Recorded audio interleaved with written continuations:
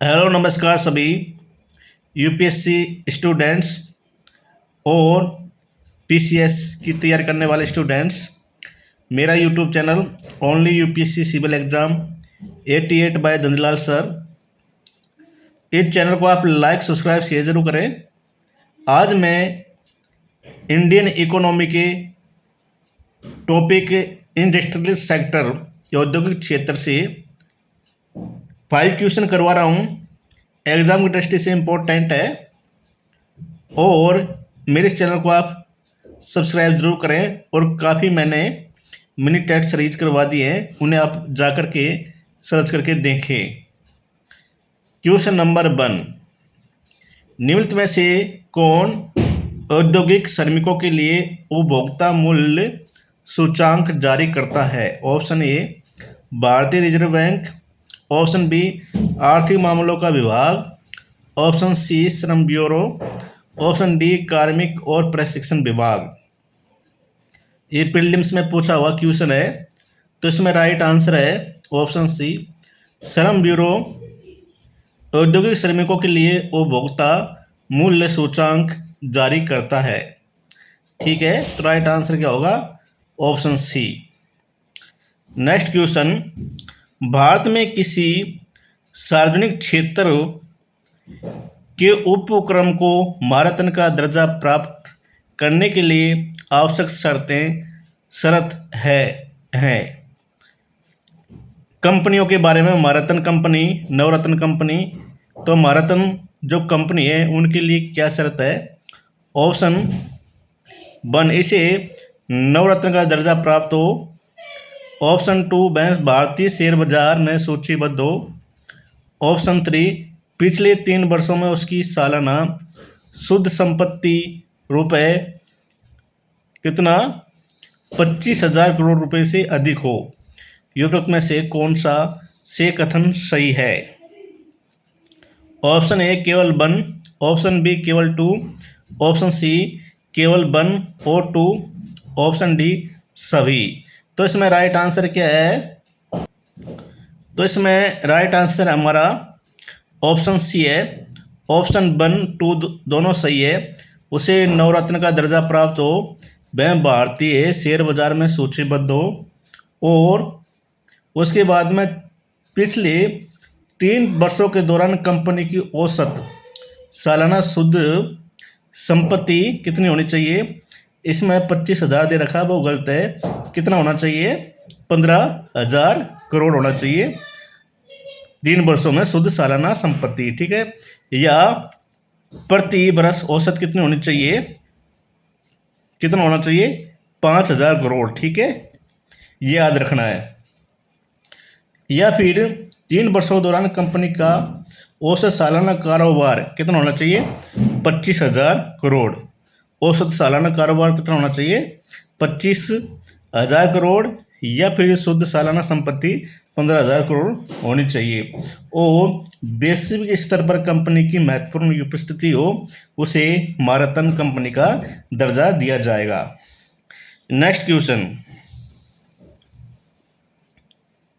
सूक्ष्म लघु और मध्यम उद्यम विकास अधिनियम 2006 के अनुसार निम्नलिखित में से कौन सी एक सेवा क्षेत्र के मध्यम उद्यम विकास हेतु निर्धारित निवेश की सीमा है?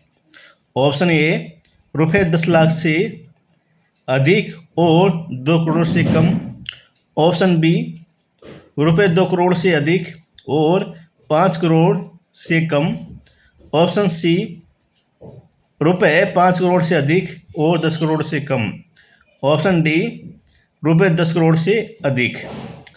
तो इसमें राइट आंसर कौन सा है? राइट आंसर हमारा ऑप्शन बी है, 2 करोड़ से अधिक और 5 करोड़ से कम होना चाहिए मध्यम उद्यम विकास के हेतु। ठीक है, अब हम देख लेते हैं वर्गीकरण और विनिर्माण उद्यम और सेवा उद्यम। जो सूक्ष्म उद्यम है उनके लिए विनिर्माण उद्यम में कितना होना चाहिए? 25 लाख तक होना चाहिए और सेवा उद्यम में 10 लाख तक होना चाहिए।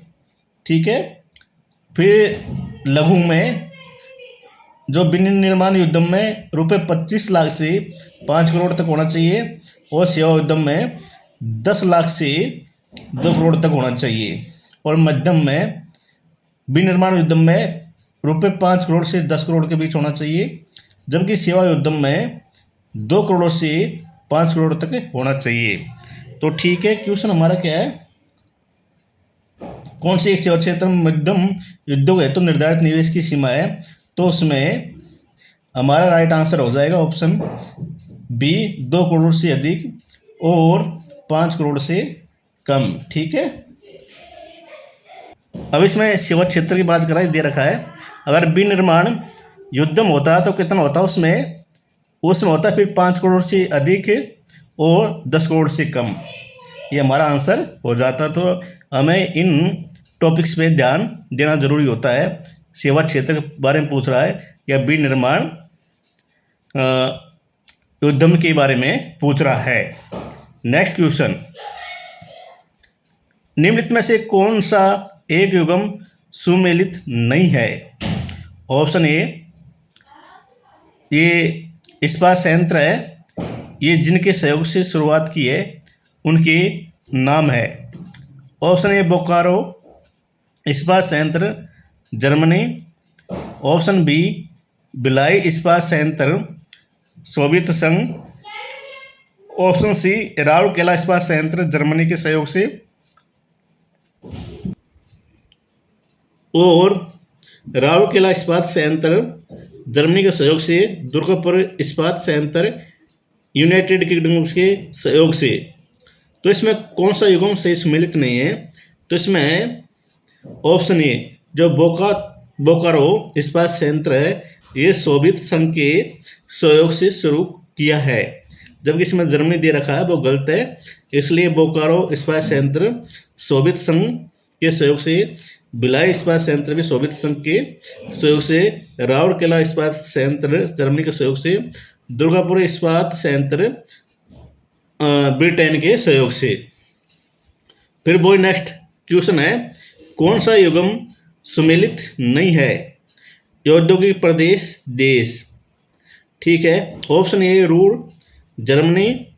ऑप्शन बी, दक्षिणी New England United Kingdom. Option C, Po घाटी इटली। ऑप्शन डी, कांटो मैदान जापान। तो इसमें जो दक्षिणी न्यू इंग्लैंड है और यूनाइटेड किंगडम दे रखा है, ये सही सम्मिलित नहीं है, जबकि रूर क्षेत्र कहाँ है, जर्मनी पर स्थित है। पो घाटी कहाँ पर है, इटली में। कांटो मैदान कहाँ है, जापान में। अब हम देखते हैं जो दक्षिणी न्यू इंग्लैंड वो कहाँ पर है। जो दक्षिणी न्यू इंग्लैंड है वो संयुक्त राज्य अमेरिका में एक भौगोलिक क्षेत्र है, इसलिए ये ऑप्शन बी सही सुमेलित नहीं है। तो आज मेरी इंडियन इकोनॉमी की जो टॉपिक है इंडस्ट्रियल सेक्टर से 5 क्वेश्चन कंप्लीट हुए हैं। प्लीज़ मेरे इस चैनल को आप लाइक, सब्सक्राइब, शेयर जरूर करें। जय हिंद, जय भारत।